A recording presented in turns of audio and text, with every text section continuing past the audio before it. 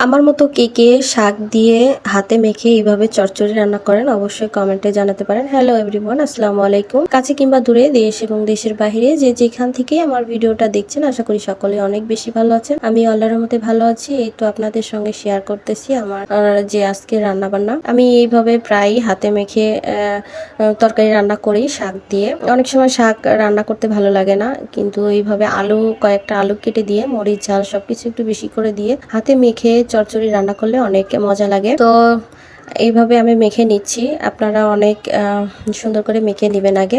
তরকারি রান্নার মাখাটাই হচ্ছে টেস্ট বাড়ায়। তো আপনারা বেশি করে ভালোভাবে মেখে নেবেন। আমিও এইভাবে মেখে নিচ্ছি। মেখে নেওয়ার পরে আমি এখানে সুন্দর করে কেটে ধুয়ে মাছ রেখেছিলাম পরিষ্কার করে। আমি এখানে কাঁচা মাছটাই দিচ্ছি। আপনারা চাইলে মাছগুলা ভালোভাবে একটু ভেজে নিয়ে তরকারিটা যখন একটু হয়ে আসবে তখন উপরে দিতে পারেন। আমি কাঁচা মাছটাই আগে দিয়ে আবারও একটু হালকা ভাবে মেখে নিলাম। মেখে নিয়ে এই পর্যায়ে একটু সামান্য পরিমাণ পানি দিব, বেশি পানি দিব না, কারণ এখানে শাক তো এমনিতেই হয়ে যাবে, পানির প্রয়োজন হবে না। এই পর্যায়ে দেখতেই পেলেন আমার তরকারিটা হয়ে গেছে। এখানে আমি আরেকটা তরকারি রান্না করছি। আমি করলাগুলো ভেজে নিচ্ছি। করলাগুলো ভেজে নেওয়ার পরে আমি এখানে একটু আলু ভেজে নিব। তো আলু ভাজাটা স্কিপ হয়ে গেছে। তো করলা আলু ভেজে নিয়ে আমি এখানে মাছ রেখেছি।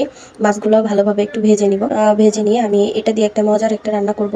অবশ্যই আপনারা বাসায় এইভাবে রান্না করবেন, অনেক টেস্টি লাগে। আর এখানে দেখতেই পাচ্ছেন আমি এখানে কিন্তু মশলা তৈরি করে নিয়েছি। অনেকে ভাবতে পারেন অনেক বেশি মশলা আমি খাই, কিন্তু তা না। আমি দু একটা পেঁয়াজ, তারপরে একটু রসুন, একটু আদা, সবকিছু নিয়ে জিরা, একটা টমেটো হয়তো বা দিয়ে ব্লেন্ডারে ব্লেন্ড করে নিয়ে আমি মশলাগুলো এইভাবে কষিয়ে নিয়ে তারপরে ভেজে রাখা সবজিগুলো দিয়ে দিছি। এই পর্যায়ে দেখতেই পাচ্ছেন আমার মাছগুলো ভেজে নেওয়া হচ্ছে। মাছগুলো ভালোভাবে ভেজে নিয়ে উঠিয়ে রাখবো। তো মশলাটা কষিয়ে আমি পানি দিয়ে দিয়েছি, ঝোল যেটাকে বলে ঝোল দিয়ে দিয়েছি। এই পর্যায়ে কিন্তু মাছগুলো দিয়ে দিয়েছি। মাছগুলো দিয়ে আমি আরেকটু বলক উঠিয়ে নিব। তো বলক উঠিয়ে নেওয়ার এই ফাঁকে আমি কিন্তু এখানে আমার হাতের স্পেশাল যে মশলাটা, জিরা আর শুকনা যে উপকরণ দিয়ে আমি বানাই, ওইটা একটু করে দিয়ে দিব। এই পর্যায়ে আমার রান্নাটা কমপ্লিট হয়ে গেছে। দেখতেই পাচ্ছেন রান্নাটার কালার কতটা সুন্দর হয়েছে, দেখতেই তো অনেক লোভনীয় লাগছে। তো আপনারা কমেন্টে জানাবেন কি কোথা থেকে আমার ভিডিওটা দেখছেন, অবশ্যই কমেন্টে জানিয়ে যাবেন। আর ভালো লাগলে অবশ্যই ভিডিওটা লাইক কমেন্ট শেয়ার করে অন্যকে দেখার সুযোগ করে দিবেন। আর আমরা যারা নতুন ইউজার আছি সবাই একে অপরকে সাপোর্ট করে একে অপর পাশে থেকে সাপোর্ট করব, ইনশাল্লাহ সবাই সফল হব। আর আজকে আমি যেভাবে করলার এই ঝোলটা রান্না করেছি, যারা করলা পছন্দ করেন না, কখনো খান না, অবশ্যই তারা এইভাবে ট্রাই করে দেখতে পারেন।